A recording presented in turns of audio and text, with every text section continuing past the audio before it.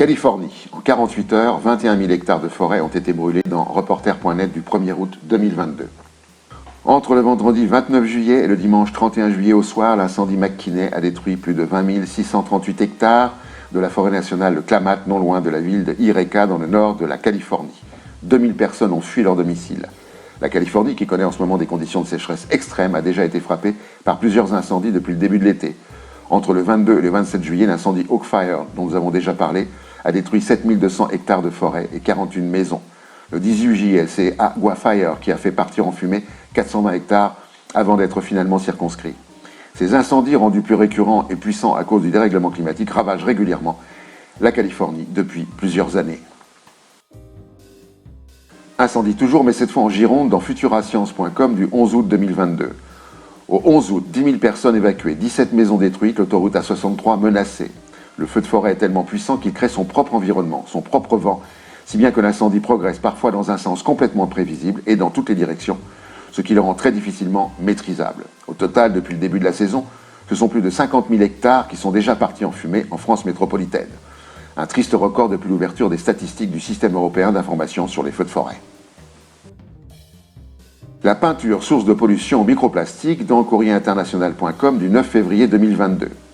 Une étude menée par le Centre de recherche EA Environmental Action à Lausanne, en Suisse, et publiée le mercredi 9 février 2022, évalue à 7,4 millions de tonnes la quantité de matière plastique composant les peintures qui se répandent chaque année dans l'environnement, pour la plupart sous forme de microparticules. Quant à la part de cette pollution qui arrive jusque dans les océans, elle serait de 1,9 million de tonnes par an, ce qui est supérieur en quantité à la pollution attribuée aux textiles et aux pneus réunis. Paolo Paruta, principale autrice de l'étude, précise: les pertes microplastiques interviennent tout au long du cycle de vie d'une peinture, au niveau de l'application, si elle se fait au spray par exemple, dans le cadre de la maintenance, lors d'un sablage qui prépare la surface pour une nouvelle couche, ou tout en fin de vie de support, par exemple au cours du démantèlement des coques des navires. Il semble que l'eau ne soit pas dématérialisée dans datacenter-magazine.fr du 19 août 2022. Alors qu'elle subit des pénuries d'eau sur son territoire, la Hollande découvre que les data centers Maidenmer de Microsoft ont consommé 84 millions de litres d'eau potable en 2021, soit 4 à 7 fois plus que les engagements pris. Pourtant, Microsoft et la municipalité de Hollandskroon, aux Pays-Bas, s'étaient engagés pour le site Maidenmer, où l'éditeur gère plusieurs data centers, à ne consommer qu'entre 12 et 20 millions de litres d'eau potable par an. Une enquête a révélé que la compagnie a utilisé 75 millions de litres pour refroidir ses data centers et 9 millions de litres pour d'autres usages.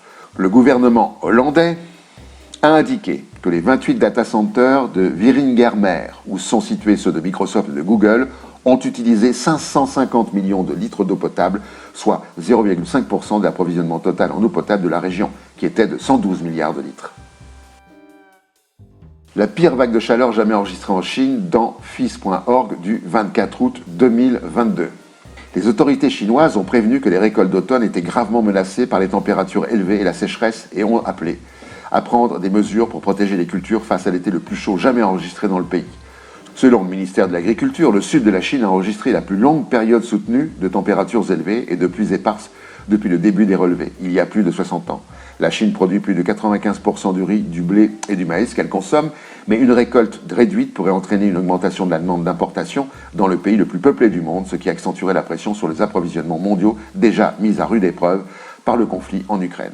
Des températures atteignant 45 degrés ont conduit plusieurs provinces chinoises à imposer des coupures d'électricité, les villes luttant pour faire face à une hausse de la demande d'électricité due en partie à l'augmentation de la climatisation.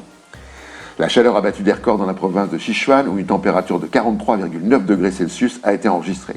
Les mégalopoles de Shanghai et de Chongqing ont éteint les éclairages décoratifs extérieurs, tandis que les autorités du Sichuan ont imposé des coupures de courant dans l'industrie après la baisse du niveau d'eau dans les principales centrales hydroélectriques.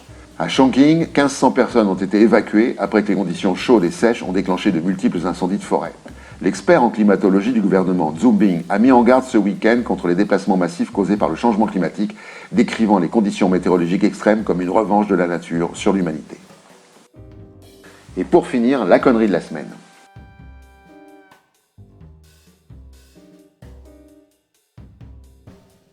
À la prochaine fois.